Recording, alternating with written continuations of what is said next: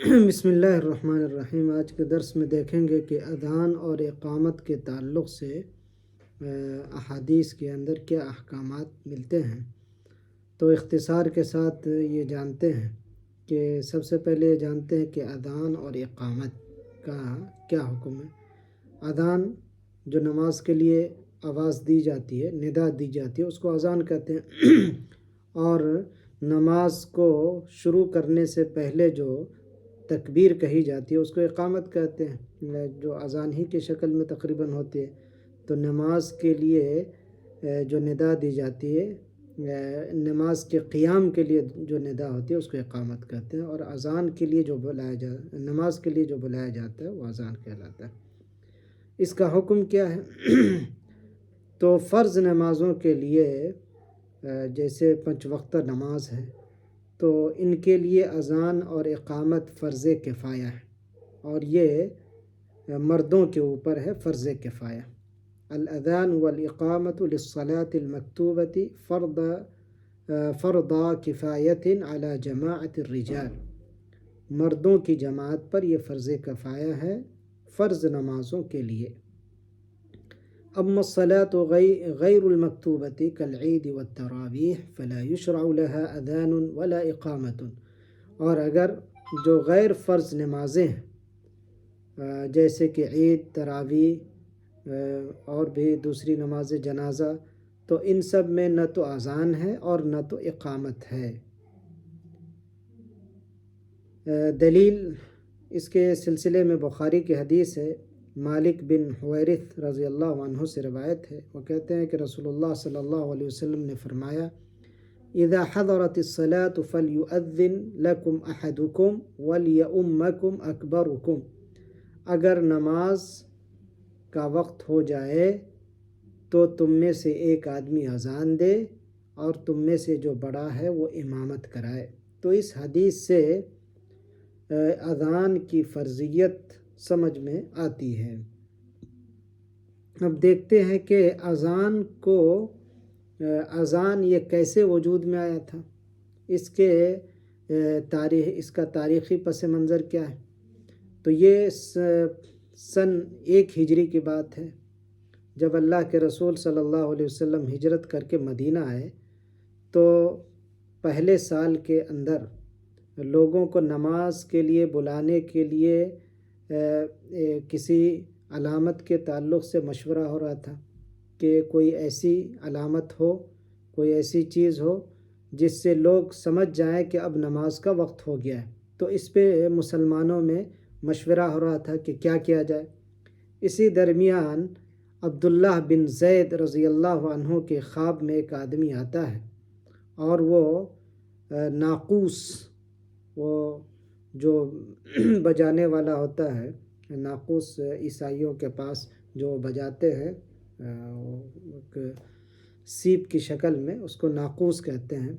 تو آدمی آیا عبداللہ بن زید کے خواب میں اور وہ ناقوس بجا رہا تھا۔ تو عبداللہ بن زید کو یہ چیز پسند آئی، اس نے کہا کہ تم کیا کر رہے ہو؟ تو اس شخص نے اس کو دکھایا تو اس نے کہا کہ یہ مجھے دے دو، میں اس کو جو ہے نماز کے لیے اس کو بجاؤں گا۔ تو پھر اس شخص نے عبداللہ بن زید سے کہا کہ میں تم کو اس سے اچھی چیز جو ہے بتا سکتا ہوں۔ تو عبداللہ بن زید کے پوچھنے پر اس آدمی نے کہا، جو معروف اذان کے جو کلمات ہیں اس کو سکھلایا اور اقامت کے کلمات کو سکھلایا۔ تو عبداللہ بن زید کو اذان اور اقامت کے یہ دونوں کلمات اس شخص نے خواب میں سکھلائے۔ جب صبح ہوئی تو عبداللہ بن زید اللہ کے رسول صلی اللہ علیہ وسلم کے پاس آئے اور انہوں نے اپنے خواب کا تذکرہ کیا۔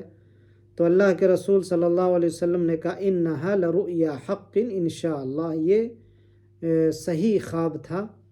فقم مع بلال فالق علیہ ما رأیت فلیؤذن بہ۔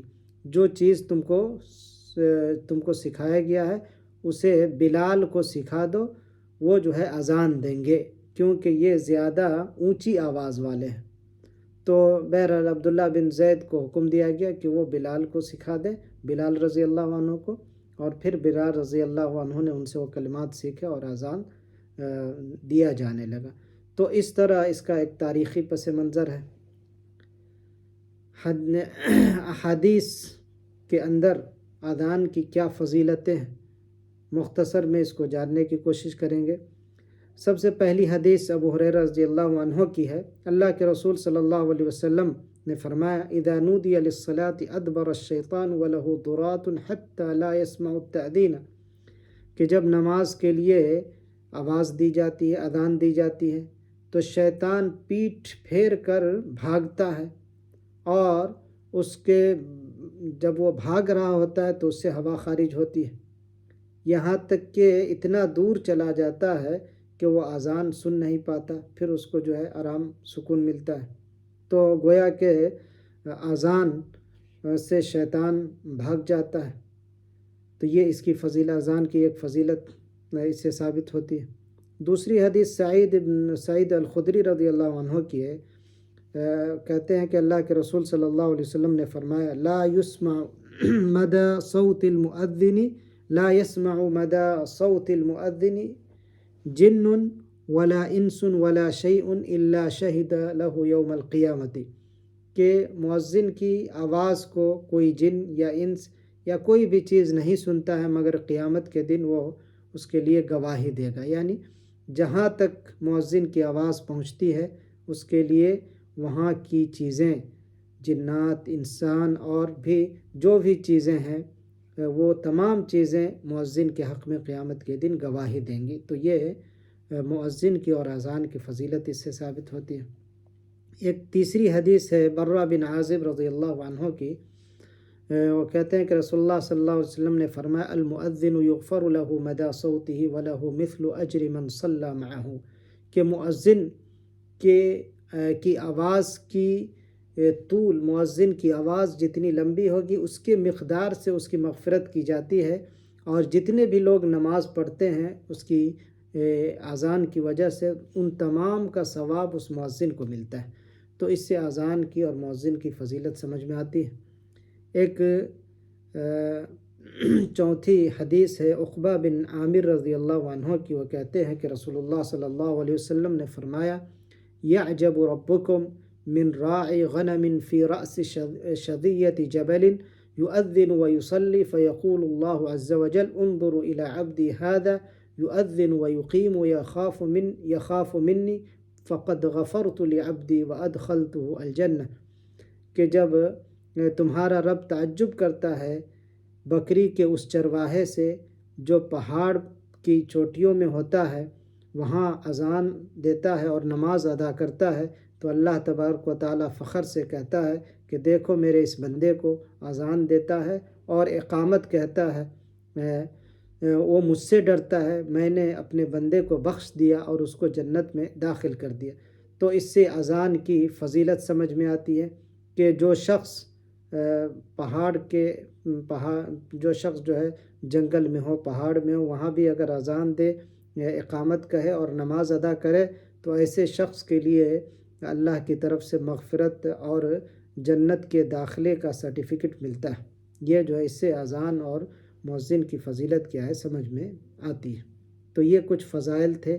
اب آتے ہیں کہ اذان کی سنتیں کیا ہیں۔ اذان کی 4 سنتوں کا یہاں پہ تذکرہ کیا جاتا ہے۔ سب سے پہلی سنت یہ ہے کہ آدمی اذان دیتے ہوئے اپنے دونوں کان میں انگلیاں رکھے، یہ سنت ہے۔ اسی طرح اول وقت میں اذان دے، یعنی جیسے ہی نماز کا وقت داخل ہو تو اسی وقت اذان دے، ایسا نہیں کہ اذان کو تاخیر سے دے، جیسے کہ بعض لوگ جو ہے کرتے ہیں کہ اذان کو مؤخر کر دیتے ہیں، اول وقت سے جو ہے اول وقت میں دینا چاہیے اذان کو۔ تیسری سنت اذان کے لیے یہ ہے کہ حی علی الصلاح اور حی علی الفلاح جب مؤذن کہے تو دائیں اور بائیں جو ہے گھومنا چاہیے، حی علی الصلاح کہتے ہوئے دائیں گھومیں، حی علی الفلاح کہتے ہوئے بائیں گھومیں۔ اور اسی طرح چوتھی سنت یہ ہے کہ اذان ایسا شخص دے مؤذن وہ ہو جس کی آواز اچھی ہو تو یہ 4 جو ہے اذان کی سنتیں ہیں، اس کو جو ہے خیال رکھنا چاہیے ایک مؤذن کو۔ اس سلسلے میں کچھ حدیثیں ہیں جو آپ کے سامنے رکھی جا رہے ہیں۔ ابی محذورہ رضی اللہ عنہ کہتے ہیں کہ نبی کریم صلی اللہ علیہ وسلم ان النبی صلی اللہ علیہ وسلم اعجبہ صوتہ فعلمہ الاذان، کہ ابو محذورہ کی آواز اللہ کے رسول کو پسند آئی تو آپ نے ان کو اذان سکھلائی۔ تو اس سے یہ پتہ چلا کہ مؤذن کے لیے اچھی آواز کا ہونا بہتر ہے کہ مؤذن اذان دینے کے لیے اچھی آواز اختیار کرے۔ ایک دوسری حدیث ہے ابو جحیفہ رضی اللہ عنہ کی، انہ رآ بلالا وهو یؤذن فلما بلغ حی علی الصلاة حی علی الفلاح لوى عنقه یمینا وشمالا ولم یستدر۔ ابو جحیفہ رضی اللہ عنہ بلال رضی اللہ عنہ کو اذان دیتے ہوئے دیکھتے ہیں۔ جب بلال رضی اللہ عنہ حی علی الصلاة حی علی الفلاح پر پہنچتے ہیں تو وہ اپنی گردن کو موڑتے ہیں دائیں جانب اور بائیں جانب۔ تو یہ جو ہے گویا کہ سنت ہے اذان میں سے، جب ان کلمات پر پہنچے مؤذن تو اپنی گردن کو موڑے دائیں اور بائیں۔ اسی طرح ابو جحیفہ کی ایک دوسری روایت ہے، قال رأیت بلالا یؤذن واصبعاه فی اذنیہ، کہ میں نے بلال رضی اللہ عنہ کو دیکھا اذان دیتے ہوئے جبکہ ان کے دونوں کانوں میں انگلیاں تھیں۔ تو گویا کہ انگلیاں رکھنا اذان دیتے ہوئے یہ بھی سنت ہے۔ جابر بن سمرہ رضی اللہ عنہ کی ایک حدیث ہے، وہ کہتے ہیں کان بلال لا یؤخر الاذان عن الوقت، کہ بلال رضی اللہ عنہ کبھی بھی اذان کو وقت سے مؤخر نہیں کرتے تھے، پیچھے یعنی بعد میں نہیں کرتے تھے، بلکہ جیسے ہی وقت ہو گیا تو اول وقت میں اذان دیتے تھے۔ تو یہ جو سنتیں بیان کی گئی ہیں انہی کے دلائل ہیں حدیث سے۔ اب یہاں پہ دیکھتے ہیں کہ اذان کے کیا شرائط ہیں۔ اذان کے لیے 4 شرطوں کا یہاں پہ ذکر کیا جا رہا ہے۔ سب سے پہلی شرط یہ ہے کہ ان یکون المؤذن ذکرا، اذان دینے والا ذکر ہو، مرد ہو۔ عورت پہ اذان کیا ہے واجب نہیں، بلکہ عورت جو ہے اذان نہیں دے سکتی ہے۔ ان یکون الاذان مرتبا، اذان کا مرتب ہونا ضروری ہے۔ ایسا نہیں کہ کوئی آدمی جو ہے حی علی الصلاۃ سے شروع کر دے، بلکہ جو اذان کی ترتیب ہے کلمات کے اندر اس کا خیال رکھنا ضروری ہے۔ اسی طرح اذان میں تسلسل ضروری ہے، ان یکون الاذان متوالیا، اذان میں تسلسل ضروری ہے۔ ایسا نہیں کہ اللہ اکبر اشہد اللہ کہہ کے اس کے بعد چلے گئے، پھر آ کے جو ہے مکمل کے۔ ان یکون الاذان بعد دخول الوقت، اور چوتھی شرط یہ ہے کہ اذان وقت نماز کا جب وقت داخل ہو جائے اس کے بعد ہی اذان دیا جائے گا، نماز کے وقت سے پہلے جو ہے اذان نہیں دی جائے گی۔ تو یہ 4 شرائط ہیں۔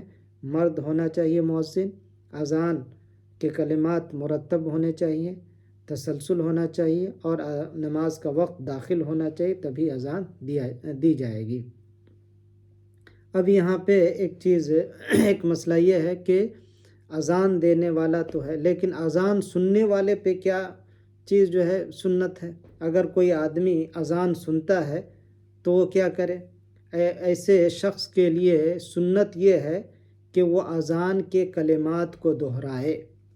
جس طرح مؤذن جو کلمات ادا کرے وہ کلمات سننے والے کو بھی دہرانا چاہیے، سوائے حی علی الصلاۃ اور حی علی الفلاح کے۔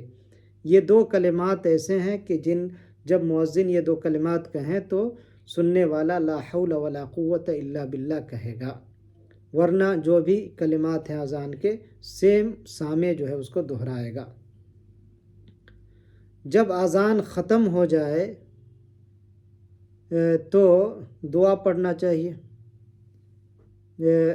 اور دعا میں سب سے پہلے یہ ہے کہ درود شریف پڑھے، اللہ کے رسول پر درود و سلام جو ہے بھیجے، اور پھر اس کے بعد یہ جو دعا سکھایا گیا ہے اذان کے بعد کی دعا اس کو پڑھنا چاہیے۔ تو اذان کے بعد درود شریف پڑھنے کی دلیل خود مسلم کی حدیث میں موجود ہے، اور یہ دعا جو کرنا چاہیے اذان کے بعد وہ ہے اللہم رب هذه الدعوة اللهم رب هذه الدعوة التامة والصلاة القائمة آت محمدا الوسيلة والفضيلة وابعثه مقاما محمودا الذي وعدته. تو یہ جو ہے دعا پڑھنا چاہیے. پھر اس کے بعد انسان کو جو دعا کرنا ہو کر سکتا ہے. تو یہ 4 چیزیں ہیں. سب سے پہلے کیا ہے، اذان کے کلمات کو دہرائیں. دوسری چیز یہ کہ اذان کے بعد درود شریف پڑھیں. اور تیسری چیز یہ اللہم رب ہذہ الدعوۃ التامۃ، یہ دعا پڑھیں. اور پھر چوتھی چیز یہ ہے کہ اس کے علاوہ بھی آدمی جو دعا کرنا چاہے وہ دعا کر سکتا ہے. تو یہ اذان کے تعلق سے کچھ باتیں تھیں. اب یہاں پہ ایک مسئلہ ضمناً بیان کیا جاتا ہے کہ اگر اذان ہو جائے اور اس کے بعد کوئی مسجد سے نکلے تو اس کا کیا حکم ہے. حدیث میں ایک واقعہ کا تذکرہ ہے جس سے فقہاء نے استدلال کیا ہے کہ اذان اگر دے دی جائے اور مسجد میں کوئی شخص بیٹھا تھا تو اس کو نہیں نکلنا چاہیے، اس کا بلا وجہ نکلنا حرام ہے. ابو الشعثاء رضی اللہ عنہ سے روایت ہے، قال كنا قعودا في المسجد مع ابی ہریرہ رضی اللہ عنہ فاذن المؤذن، مؤذن نے اذان دیا. فقام رجل من المسجد يمشي فاتبعه ابو ہریرہ بصره حتى خرج من المسجد. ابو ہریرہ بیٹھے ہوئے تھے، اتنے میں اذان ہوئی اور ایک شخص جو ہے اذان کے بعد مسجد سے نکلا. تو ابو ہریرہ رضی اللہ عنہ اپنی نگاہ اس کی طرف جو ہے گھور رہے تھے، یعنی کہ اس کو، یہاں تک کہ اس کے پیچھے پیچھے مسجد سے نکل گئے. فقال ابو ہریرہ، اور پھر ابو ہریرہ رضی اللہ عنہ نے کہا، اما هذا فقد عصى ابا القاسم، اس شخص نے ابو القاسم یعنی اللہ کے رسول کی نافرمانی کی ہے. تو اس حدیث سے فقہاء نے یہ استدلال کیا کہ اذان ہونے کے بعد مسجد سے نکلنا اذان سننے کے بعد حرام ہے. ہاں البتہ اگر کوئی شخص کسی ضرورت کے تحت نکلتا ہو اور لوٹنے کا ارادہ ہے، یا یہ کہ ایک شخص وہاں سے نکل رہا ہے لیکن دوسری مسجد میں جا کر اس کو جماعت پکڑنی ہے، تو پھر یہ جائز ہے. یہ کیا ہے؟ جائز ہے، ایسی صورت میں جائز ہے. تو یہ اذان کے تعلق سے اس کے فضائل، سنن اور شروط، کچھ چیزیں جو ہے آپ کے سامنے رکھی گئی. امید کہ ان چیزوں کو ذہن میں رکھ کر اس پہ عمل کیا جائے گا. وصلی اللہ علی نبینا محمد.